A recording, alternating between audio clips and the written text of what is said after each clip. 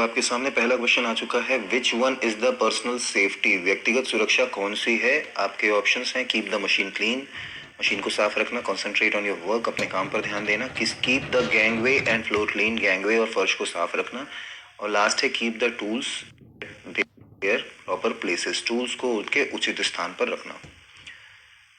क्या आंसर है? अपने काम पर ध्यान देना। जाहिर है पर्सनल सेफ्टी, अगर आप अपने काम पर ध्यान नहीं देंगे तो एक्सीडेंट जो भी होगा तो उससे हानि आपकी होगी। तो इसका सही आंसर बी है। इंपॉर्टेंट क्वेश्चन है। बढ़ते अगले प्रश्न की ओर।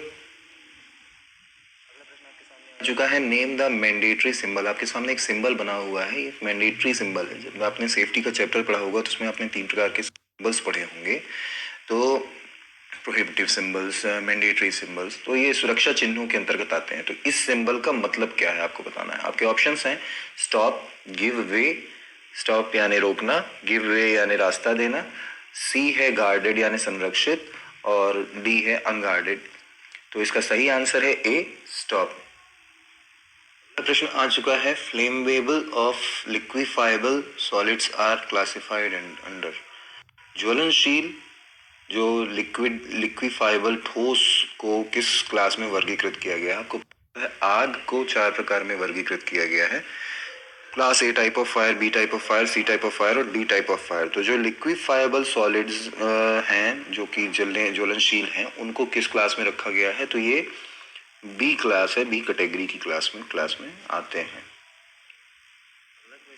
Which is the immediate life saving process, तत्काल जीवन रक्षण प्रक्रिया कौन सी है? आपके ऑप्शंस हैं first aid, call a doctor, intensive care, medical treatment यानी प्राथमिक चिकित्सा, चिकित्सक को बुलाना, गहन देखभाल या फिर चिकित्सा उपचार। इसका सही आंसर है ए, प्राथमिक चिकित्सा। बढ़ते अगले प्रश्न की ओर। प्रश्न है आपके सामने एक और सिंबल बना हुआ है। इस सिंबल का आपको बताना है ये कौन सा सिंबल है। वार्निंग साइन है, ये एक वार्निंग साइन है। कौन सा है? आपके ऑप्शन हैं school, guarded, unguarded, pedestrian crossing यानी स्कूल, संरक्षित, अनगार्डेड या पैदल चलने वालों का मार्ग। इसका सही आंसर है सी, अनगार्डेड। प्रश्न है sorry, what is the class of fire caused by firewood, paper cloth?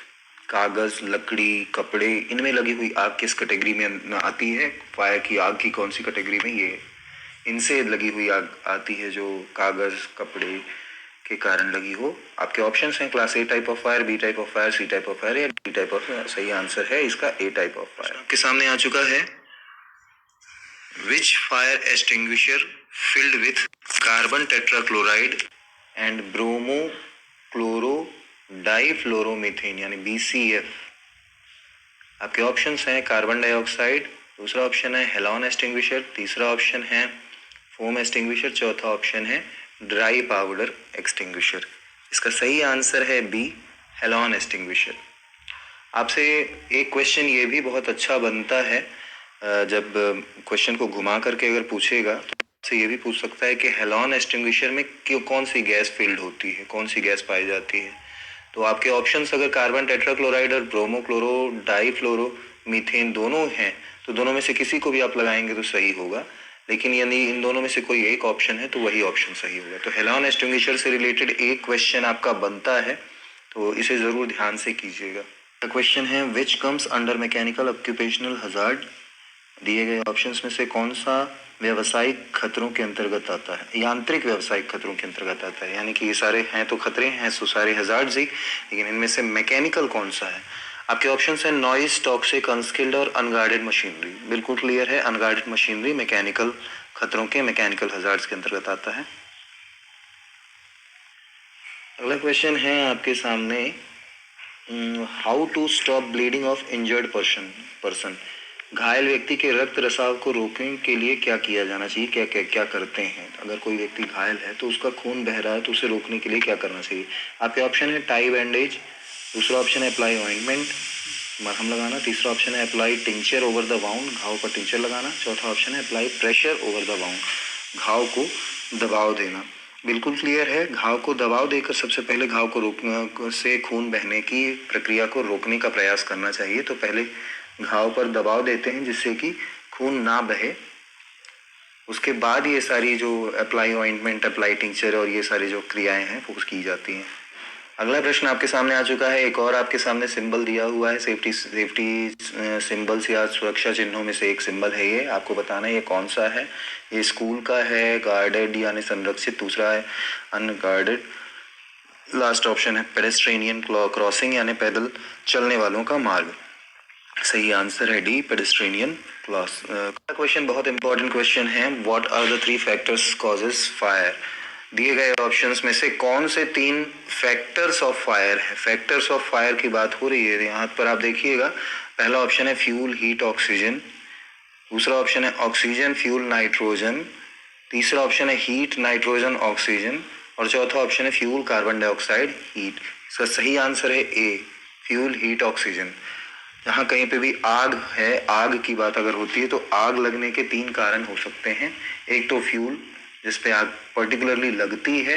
एक हीट, यदि कोई फ्यूल है उस फ्यूल को उसकी फायरिंग पॉइंट तक हीट होना जरूरी है आग लगने के लिए, तो फ्यूल, हीट, ये दोनों ऑप्शन हुए। और तीसरा है ऑक्सीजन। ये सभी हम सभी ने बचपन में पढ़ रखा है कि ऑक्सीजन जो है आग लगने का प्रमुख कारक है। अगर ऑक्सीजन नहीं होगी तो आग नहीं लगेगी। अच्छा प्रश्न है, What is the period referred as golden hours? Golden hours की अवधि किसे कहते हैं? आपके ऑप्शंस हैं फर्स्ट 30 मिनट्स आफ्टर इंसिडेंट, घटना के बाद के पहले 30 मिनट। दूसरा ऑप्शन है पहले 30 minute.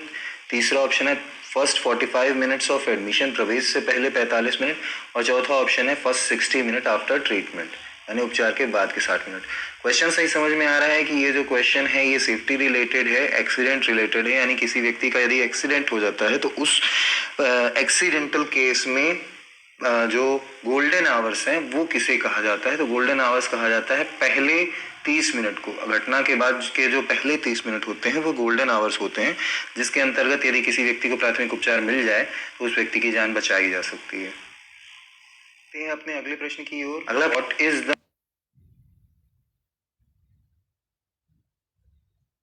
Step of avoiding accident in work place? कार्यस्थल पर दुर्घटना से बचने के लिए पहला कदम क्या है? बाय वेयरिंग सेफ्टी इक्विपमेंट्स, यानी सुरक्षा उपकरणों को पहनकर। दूसरा ऑप्शन है doing things in one's own way, चीजों को अपने तरीके से करना। तीसरा ऑप्शन है बाय ऑब्जर्विंग सेफ्टी प्रिकॉशन, सुरक्षा सावधानियों का पालन करना। चौथा ऑप्शन है doing things with a highly skilled working practice, अत्यधिक कुशल काम करने के अभ्यास के साथ चीजें करना। इसका सही आंसर है बाय ऑब्जर्विंग सेफ्टी प्रिकॉशंस, सुरक्षा सावधानियों का पालन करके। अगला प्रश्न आपके सामने आ चुका है। What does the symbol denotes? आपके सामने एक और सिंबल है, इस सिंबल को आपको बताना है ये क्या डिनोट करता है। आपके ऑप्शंस हैं stop, give way, pedestrian crossing, overtaking, prohibited. तो इसका सही आंसर है डी, गिव वे। प्रश्न, what is the colour code of bins for waste paper segregation? बेकार के कागजों के सेग्रीगेशन के लिए, उनको छांट करके रखने के लिए क्या कलर कोड होना चाहिए? आपके ऑप्शंस हैं रेड, ब्लू, ब्लैक, ग्रीन। सही आंसर है blue. What is the kind of road sign? ये रोड साइन किस तरह का? आपके सामने रोड साइन दिए हुए हैं, जैसे पेट्रोल पंप है, एडवांस डायरेक्शन साइन है। तो ये किस तरह के साइंस हैं? आपके ऑप्शंस हैं पुलिस सिग्नल।